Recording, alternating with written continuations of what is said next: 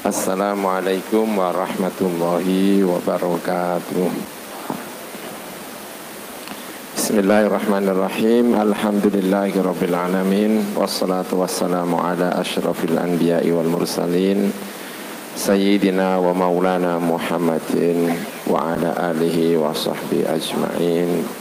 Rabbi syrah li sadri wa yassir li amri wahlul 'uqdatam min lisani yafqahu qawli, amin, amma ba'du. Yang terhormat para pimpinan PWNU, pengurus wilayah Nahdlatul Ulama Jawa Tengah, ada Kiai Haji Ubaidillah Sodakoh, ada Kiai Jamil, ada Pak Kiai Huda, dan beberapa kiai-kiai yang lain, ada Pak Hashim, terus Atabik, saya tidak bisa menyebut satu persatu. Ada kiai kita, salah satu Rais Suriah Nahdlatul Ulama, Kiai Haji Ba'udin Nur Salim. Saya belum pernah melihat Gus Ba rapat Rais Suriah di Jawa. Rais Suriah tapi pekerjaannya jalan-jalan, nggak pernah ngantor nih Gus Ba ini. Besok tanggal 10 saya berencana ke PBNU, ada rapat tentang Munas dan Muktamar Nahdlatul Ulama. Kepingin semoga bisa datang. Gus Ba mungkin juga nggak datang juga ini kayaknya. Uri itu Rais Suriah yang uri. Ya khasnya memang agak uri gitu ya. Saya tadi datang ke sini itu tiba-tiba ada suara letusan yang keras sekali. Ada ban yang meletus. Saya hampir mengucapkan alhamdulillah, karena saya tanya santri saya, sopirnya itu ban kita ya, bukan, itu bannya truk di belakang. Saya hampir mengucapkan alhamdulillah, hampir saja, tapi nggak jadi, karena saya barusan baca karyanya Mbah Soleh Darat. Alhamdulillah, saya kok baca karyanya Mbah Soleh Darat, sehingga saya tidak berani mengucapkan alhamdulillah. Karena Mbah Soleh Darat itu bilang bahwa alhamdulillah itu sesuatu yang mulia sekali. Dalam tafsirnya kitab Faidur Rahman, jangan meletakkan alhamdulillah pada sesuatu yang tidak mulia. Maksiat tuh alhamdulillah itu ya, sujud, nah itu alhamdulillah, salah-salah dikit alhamdulillah kalau sujud ya Gus Ba itu. Tapi maksiat tuh alhamdulillah itu menakutkan.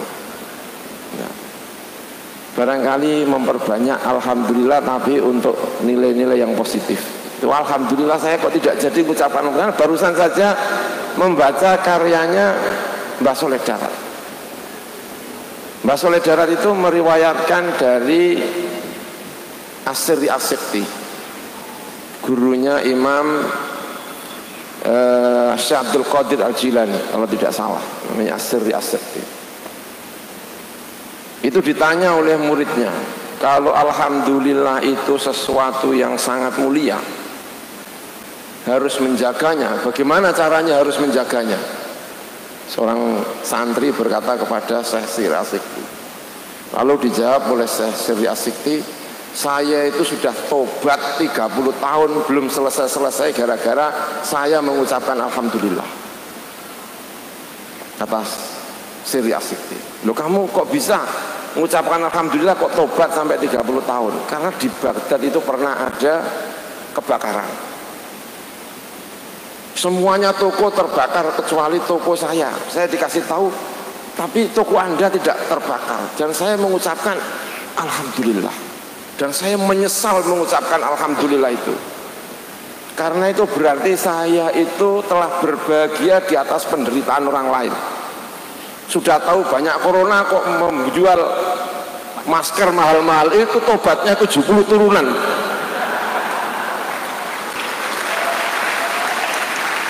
Tahu begini, itu kata Syekh Sirri As-Sikti, gara-gara saya mengucapkan alhamdulillah itu saya tobat 30 tahun sampai sekarang belum selesai-selesai. Bayangkan tadi kalau saya mengucapkan alhamdulillah, itu alhamdulillah yang meledos itu banyak truk, itu kan berarti saya mengalhamdulillahi. Tapi saya tidak jadi, gara-gara saya membaca karyanya Syekh Mbah Sholeh Darat, ternyata luar biasa. Barusan saya merasa menjadi muridnya Mbah Sholeh Darat, membaca karyanya kitab Faidu Ar-Rahman. Luar biasa Mbah Sholeh Darat itu. Saya juga punya sanad tentu saja dengan Mbah Sholeh Darat, karena ada orang-orang sekitar Rembang yang ngaji kepada Mbah Sholeh Darat. Katanya ya, ada Mbah Agus Syakur, Gus Bah tentu kenal dengan Mbah Agus Syakur, ayahnya Mbah Dol. Mbah Dol itu yang punya karya yang luar biasa. Saya jadi mengerti kenapa banyak orang Jawa itu yang ngalim-ngalim itu diantaranya ya setelah tahu sanad-sanad itu. Ada tokoh yang menurut saya itu luar biasa. Salah satunya Mbah Sholeh Darat sama Syekh Khotib Minangkabau. Syekh Khotib Minangkabau itu resmi menjadi khotib mazhab Syafi'i di Masjidil Haram.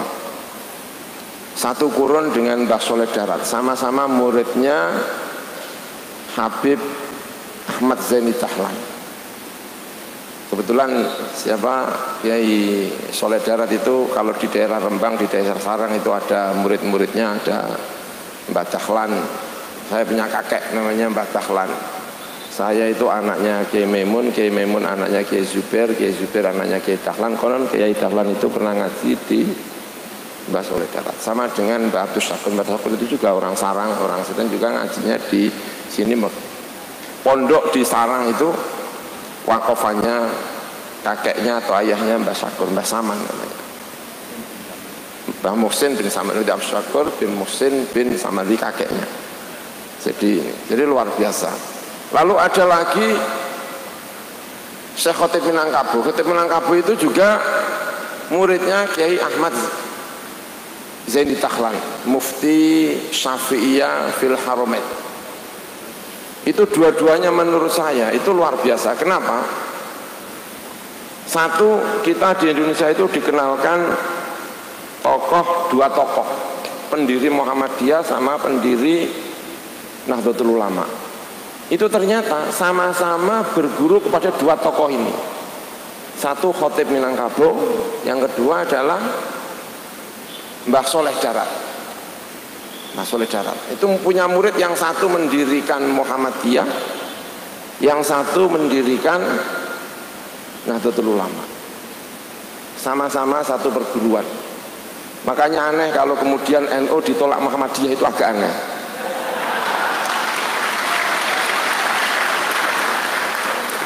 Tahu enggak keistimewanya Syekh Khotib Minangkabau itu apa? Dia itu orang modernis, tapi ngajinya itu kitab-kitab turos. Seorang modernis yang ngajinya kitab-kitab turos, itu Syekh Khotib Minangkabau. Makanya anak-anaknya Syekh Khotib itu ada yang jadi duta, ada yang jadi itu karena dia modernisnya. Tapi dia tetap diangkat sebagai salah satu imam khotib mufti di Syafi'iyah di Haramain. Maka kalau punya dua murid yang kemudian mendirikan organisasi besar di Indonesia, itu juga bisa dimengerti, dan itu sebetulnya saling akrab. Kiai Hasyim Asy'ari sama Kiai Ahmad Dahlan. Saya membayangkan kedua-duanya itu juga sama ngaji kepada Syekh Sholeh Darat. Karya-karya Syekh Sholeh Darat itu menunjukkan penguasaannya terhadap kitab-kitab turos. Maka kalau malam hari ini kita menyebut secara khusus ngaji turosnya Syekh Sholeh Darat, itu ya memang kitab-kitab yang dikaji itu kitab-kitab turos. Ummul Barohin kalau dalam tauhidnya, Jauharatul Tauhid, itu karya-karya pesantren semuanya. Yang Gus Bah sering mengingatkan tauhid kita ini harus benar, itu salah satu kitab penting yang diajarkan oleh Syekh Sholeh Darat. Kemudian fikihnya, itu saya baca karya-karyanya, itu yang diajarkan ya kitab Fathul Qorib, Fathul Mu'in, Fathul Wahab. Nah, Khotib Asyarbini dan lain sebagainya. Kitab-kitab tafsirnya juga kitab-kitab Turos dan lain sebagainya. Ngajinya selain di Indonesia juga ngaji di Arab. Yang kemudian ketika pulang, dan itu yang penting, itu yang mengherankan utusan Belanda, Snop Horgronya itu sampai heran. Kenapa orang-orang Jawa, orang-orang Nusantara ini kalau pergi ke Mekah, pulang-pulang itu membenci Belanda. Ada apa sih di Mekah itu? Pada waktu itu konon katanya di Mekah itu ada 10-an ribu orang Nusantara. Dan itu ketika pulang, itu tidak kehilangan Nusantaranya, tidak kehilangan nasionalismenya. Sampai Belanda itu mengirim utusan untuk ke sana, untuk mempelajari ada apa. Dan salah satu orang yang tidak pernah kehilangan kenusantaraannya itu adalah Syekh Saleh Darat. Karena itu murid-muridnya karena punya nasionalisme tinggi itu juga luar biasa, karena memang gurunya namanya Syekh Saleh Darat. Syekh Saleh Darat itu sampai pernah mengatakan zaman itu, dan itu tidak sekarang. Saya kira tidak sekarang. Mungkin para hadirin juga mungkin setuju dengan saya, karena saya khawatir saya juga salah kostum ini kayaknya. Karena Syekh Saleh Darat itu pernah bilang haram hukumnya pakai dasi dan jas, karena itu menyerupai Belanda. Karena menyerupai Belanda. Ternyata itu difatwakan dalam kitabnya syariat. Difatwakan haram hukumnya pakai dasi dan pakai jas. Saya salah kostum. Saya tadi apa ngomong kok saya pakai jas. Ngaji Syekh Saleh Darat kok malah. Tapi kalau Syekh Saleh Darat sekarang hidup ya mungkin sudah tidak lagi diharamkan itu mungkin ya. Khawatir saya ini kalau pakai dasi terus pakai jas ini. Saya kepengen menghormati saja pakai jas ini suasananya. Itu sampai saking bencinya.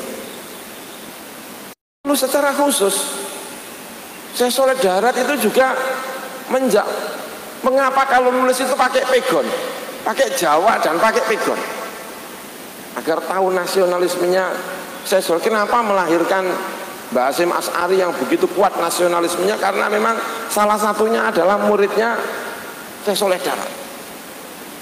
Secara khusus dia menjawab, ilmu yang nafi itu ilmu yang tahu manfaatnya untuk umat, tidak harus Arab.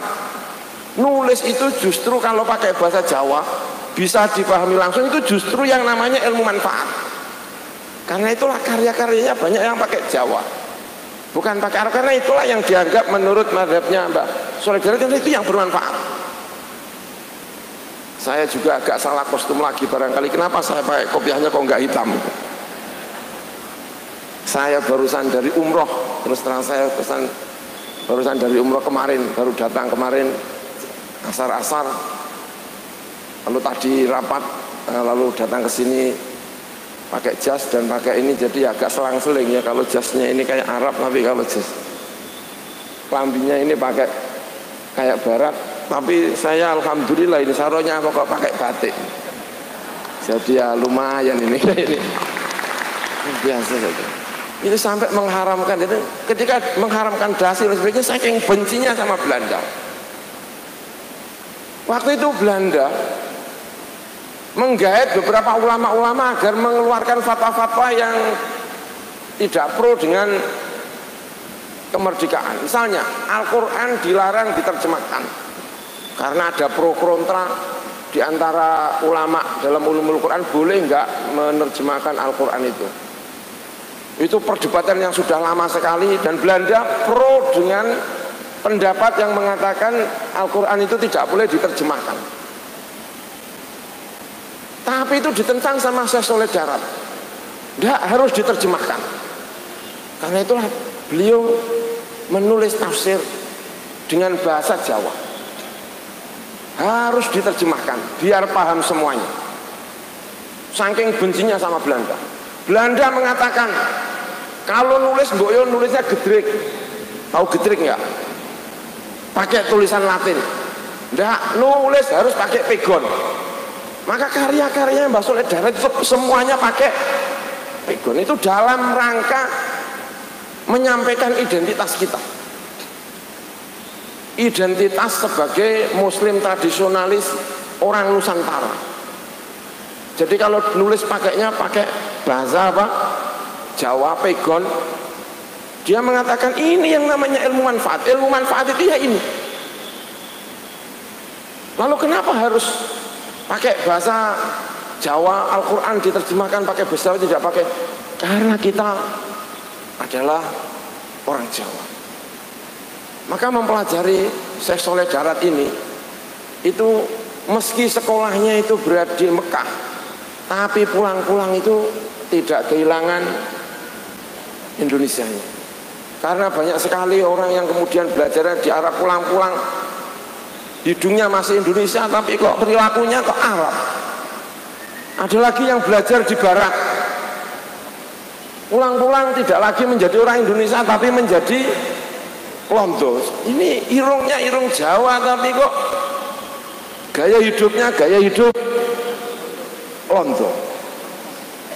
Nah, Mbah Soleh Darat itu bacaannya Arab, ininya Arab, tapi begitu pulang itu mampu mengkomunikasikan antara ilmunya dengan apa yang terjadi di Indonesia ini.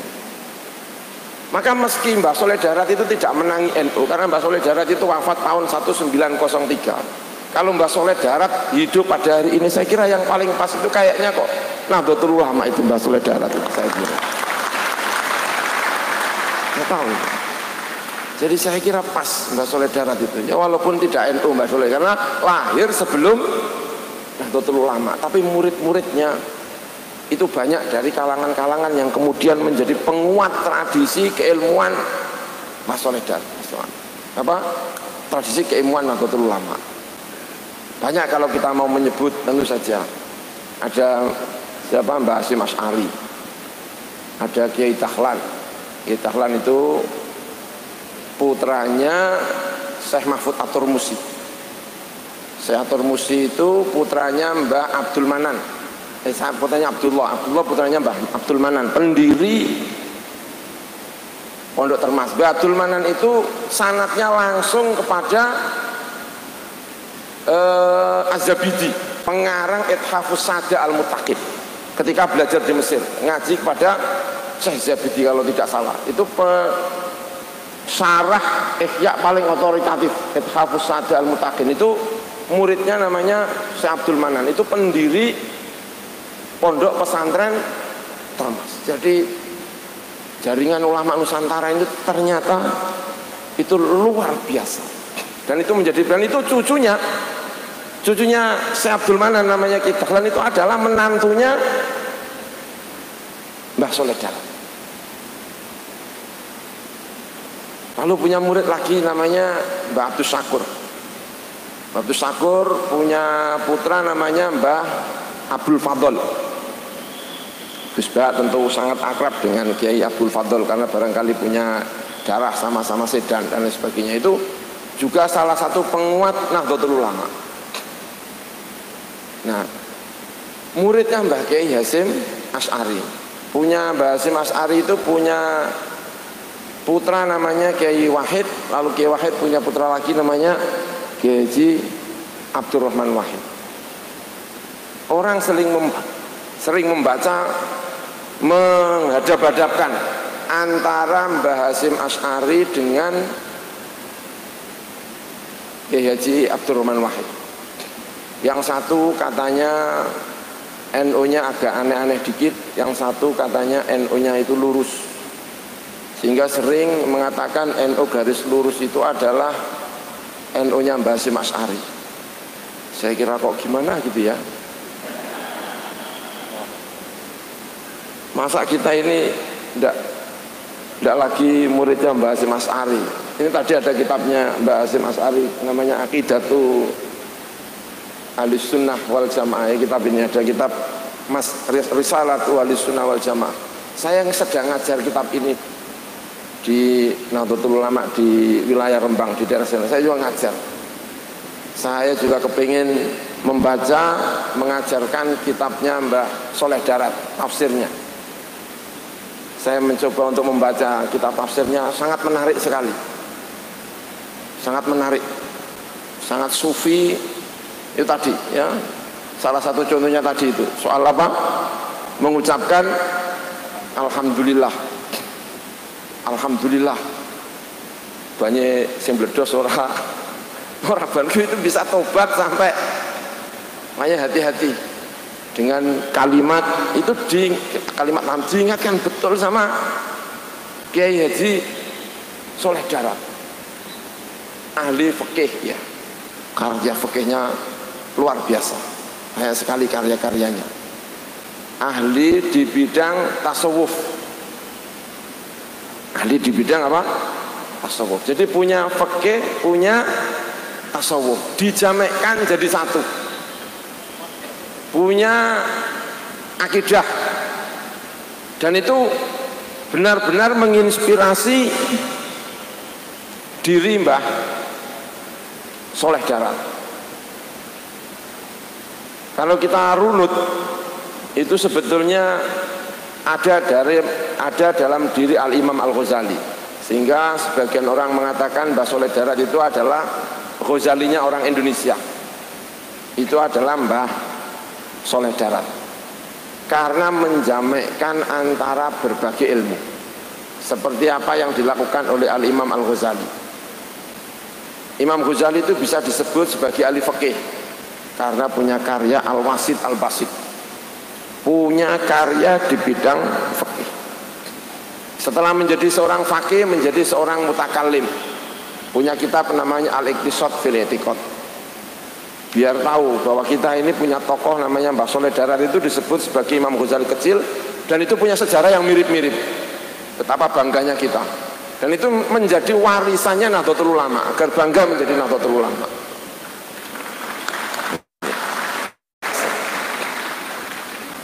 Lalu sufinya Imam Ghazali tidak menghilangkan kefakihannya Imam Ghazali tidak menghilangkan fikihnya. Tasawufnya Imam Ghazali dibentengi oleh ilmu kalamnya Imam Al-Ghazali. Imam Ghazali tidak pernah menyesal punya karangan sebanyak itu bagi fan, karena itu membentengi Imam Ghazali. Dan itu menjadi kurikulum di Nizamiyah, madrasah Nizamiyah di zaman era Nizamul Mulki.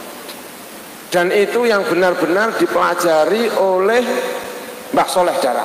Karena itu Mbah Soleh Darat itu komplit. Komplitnya itu maksudnya apa? Fikih punya karyanya, tauhid punya karyanya, tasawuf punya karyanya. Itu Mbah Soleh siapa? Darat, lengkap. Dan itu yang dicoba untuk diterapkan dalam lingkungan Nahdlatul Ulama dan pondok pesantren. Yang pernah ngaji di pondok pesantren, ilmu utamanya itu apa? Ya tiga ini dalam masalah agama, selain ilmu alat, pasti ilmu tauhid. Kalau tauhid, kalau pernah di pondok pesantren pasti pernah ngaji apa yang dipelajari oleh Mbah Soleh Darat. Pasti pernah pelajari Umul Barohin, khatam ya. Saya sendiri khatam ngaji walaupun nggak paham-paham dikit, tapi kan khatam. Nanti kalau ditanya sama Gus ya Allah, kata Gus Bah, lumayan wis tahu lah kan. Takoni ora tau belajar wis repot, wis tau lah, pokoknya wis tau. Ya. Fikih tahu. Dulu saya pernah musyawarah sama Gus Bah, kebetulan saya jadi musyawarah biasa, roisnya Gus Bah. Jadi ya lumayan lah, sudah pernah musyawarah Fathul Qorib, Fathul Mu'in sudah pernah, sehingga kalau pernah menjadi ketua lembaga Basul Masail Nahdlatul Ulama PWNU Yogyakarta ya gak pantas dong pernah ngaji. Kemudian apa namanya, tasawuf juga pernah ngaji. Saya pernah menghatamkan kitab Hidayahnya Al-Imam Ghazali. Sekarang juga saya juga sedang mengajar kitab Hidayahnya Imam Ghazali. Jadi agak pantas-pantas dikit lah kalau ngaji saya saudara, walaupun bajunya ini ya londo dikit, tapi saya kira fatwanya Mbah siapa Soleh Darat kalau sekarang itu ya mungkin kalau ditanya ya oh sekarang sudah enggak londo tuh, itu gitu kira-kira lah, masa hasil londo. Masa ada yang bilang saya pakai jas, pakai londo, kan saya kira sudah nggak ada yang bilang londo itu. Kira sudah nggak ada ya, saya kira ya jangan ya nanti awas kamu nanti kamu bilang gitu. Saya menyampaikan bahwa betapa bencinya sama Belanda itu sampai mengharamkan jas dan mengharamkan itu dasi, sampai diharamkan. Itu saya kira menjadi inspirasi kita semuanya. Wajahnya Mbak Soleh Darat itu menjadi inspirasi. Kita boleh belajar pada siapapun, belajar kepada A, kepada B, kepada D, tapi jangan sampai menghilangkan rasa cintanya kepada nasionalisme ini. Dan tentu kita sangat mencintai terhadap berbagai hal. Mbak Soleh Darat itu juga kalau melihat fotonya itu juga pakai udeng-udeng, fotonya itu saya lihat itu ya pakai belangkon. Ada pernah belangkon juga, ada yang belangkon. Tapi saya juga pernah lihat kayaknya itu fotonya pakai udeng-udeng ala Arab. Jadi kalau saya pakai kopiah Arab gini ya pantas lah, kira-kira. Jadi nggak saru-saru amat. Saya tadi itu agak khawatir, itu memang jas saya ini, saya khawatir itu. Tapi semoga ada perubahan fatwa, saya kira ya. Masa Mbak Soleh Darat kalau sekarang lahir lagi mengharamkan apa? Jas, wah repot sekali itu dasi dan apa? Jas itu. Karena kiai-kiai sekarang juga sudah banyak yang pakai apa? Jas. Saya kira setuju ya. Saya jadi agak senang kalau setuju itu kan. Dan sekadung pakai jas. Itu Mbah siapa? Mbah Soleh Darat. Nah, kemudian cintanya agar setiap orang itu punya kesempatan untuk belajar agama. Agama itu jangan dipersulit, agama itu disampaikan kepada orang lain, itu juga menyenangkan sekali. Syekh Soleh Darat itu senang sama Abu Bakar, senang sekali sampai memuji Abu Bakar, mengutip hadis yang saya tidak tahu sahih dan tidaknya, tapi itu benar-benar dikutip sama Syekh Soleh Darat. Orang paling punya belas kasihan terhadap umatku itu adalah Abu Bakar. Arhamu ummati Abu Bakar. Itu menurut Mbah Soleh Darat. Kenapa kok Abu Bakar? Yang saya pahami, kenapa? Karena Abu Bakar itu setiap kali dilihat itu mengingatkan kepada akhirat, bukan mengingatkan kepada duniawi. Makanya saya senang Gus Bah itu masuk surah Surya, senang karena Gus Bah itu melihat itu mungkin akhirat.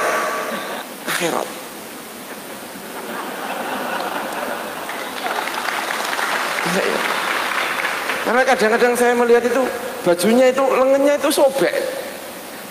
Ini Roy Surya apa modern gitu. Itu akhirat itu. Nah, Abu Bakar itu karena mengingatkan akhirat disebut arhamu ummati katanya. Kata Mbah Soleh apa? Darat. Karena madhabnya Mbah Soleh Darat itu tasawuf itu kadang-kadang agak luar biasa itu.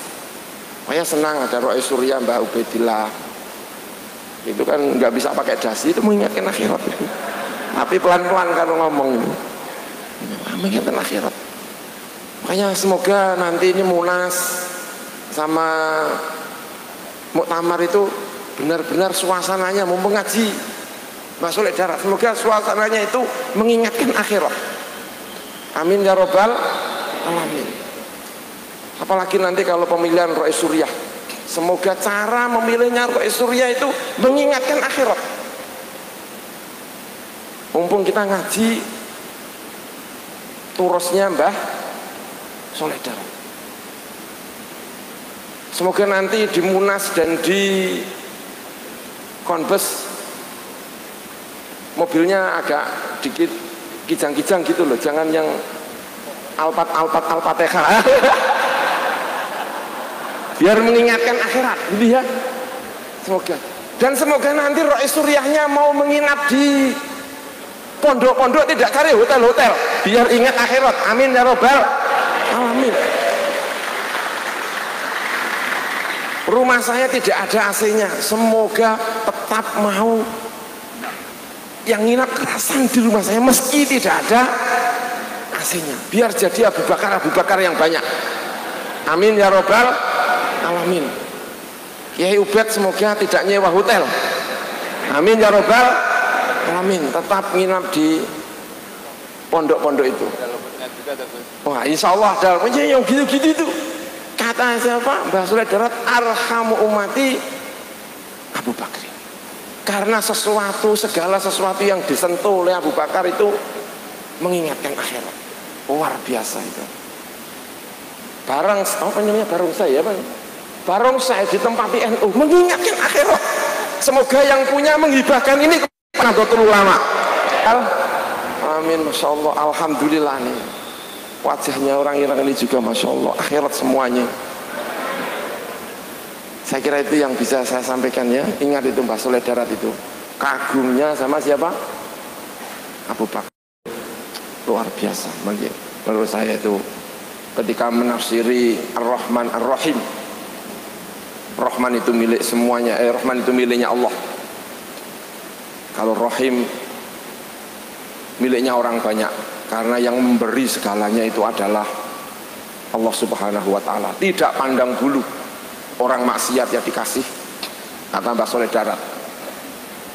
Orang maksiat ya tetap dikasih makan, orang kafir ya dikasih makan, ini juga dikasih makan, semuanya dikasih rezeki walaupun dia tidak Islam. Bahkan yang maksiat itu ya masih makan, bahkan yang terkena corona juga makan. Wah, semuanya dikasih rahmat sama Allah, Gusti Allah. Dan itu dipungkasi sama Syekh Soleh Darat, takhallaku bi akhlaqillah. Berakhlaklah seperti akhlaknya Allah yang Rahman yang Rahim. Yang ketika memberi rahmat itu tidak pandang bulu.